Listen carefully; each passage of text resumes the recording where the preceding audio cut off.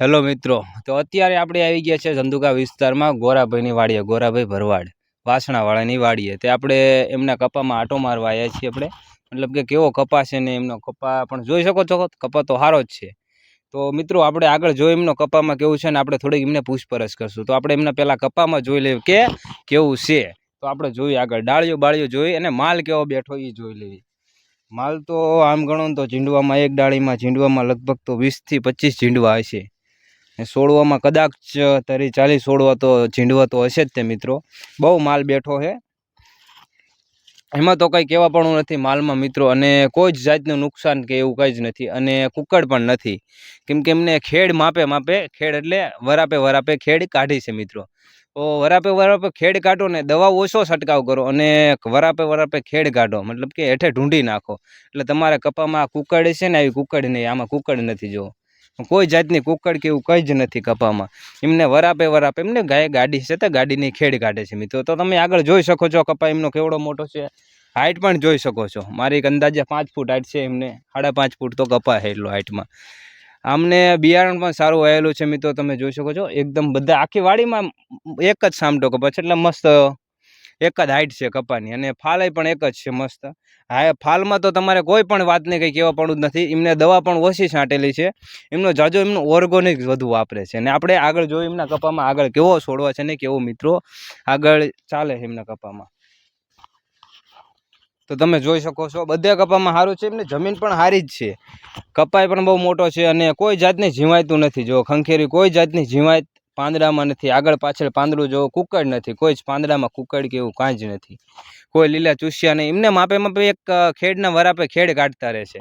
તો આપણે એમને પૂછી જોયું કે કેવું છે અને કપામાં કેવું છે ને કયું બિયારણ વાપર્યું હતું, તમે દવા કેટલી છાંટો છો કેટલી વખત, અને કેટલા મહિનાનો કપાય થયો. આપણે એમને બધું ટોટલિંગ પૂછી જોયું. તમે અમારા વિડીયોમાં બને રહો. જે લાઇક ન કરી હોય તો લાઇક કરો, સબસ્ક્રાઈબ કરો અને કોમેન્ટ કરજો. અને નવા હોય તો સબસ્ક્રાઈબ જરૂરથી કરજો અમારી ચેનલને. જય દ્વારકાધીશ મિત્રો. તે આપણે ગોરાભાઈને પૂછી લેવી તે કેવો કપાસ છે ને કેવું કયું બિયારણ વાપરું ને કેટલી દવા છે. તે ગોરાભાઈ આપણે તમે કયું બિયારણ વાપરો છો, કઈ દવા છાંટો છો? આ એક ઇઝરાયલની વેરાયટી છે. તો આમાં પહેલાં સૂસ્યનું પ્રમાણ હતું અને અત્યારે થોડાક દેખાય છે, પણ આ દવાનો છંટકાવ પ્રમ દિવસે જ કર્યો છે, એટલે વાંધો નહીં આવે. પણ ઉતારામાં સારું છે. અત્યારે ઓછામાં ઓછા તો 25-60 ઝીંડવા તો છે જ તે પરિપક્વ થઈ ગયેલા. પણ અમુક વરસાદના કારણે થોડોક ફાલ ખરી ગયો છે, એટલે ઓછું દેખાય છે. આમ કેટલો ટાઈમ થયો, તમે કેટલા મહિના થયા કપાસના તમારે છોડવાના? અને ઓછામાં ઓછો 2.5 મહિનાનો થયો પાકો. અમને 2.5 મહિનાનો આપણે એક માથોડા ઉપર કપા થઈ ગયો છે મિત્રો. તો તમે જોવો છો 4 થી 5 મહિનાનો કપા હોય ત્યારે આટલો કપા થાય. એમની ખેતી એટલે તમે મતલબ કે તમે ગણો તો એમને ઓર્ગોનિક એટલે ઓર્ગોનિક્સનો બહુ ઉપયોગ કરે છે. અને ખેડ પણ વરાપ થાય નથી, જેવી તેવી વરાપ થાય તરત ખેડ કાઢી નાખે છે, અને બહુ એમનું કામ સારું છે.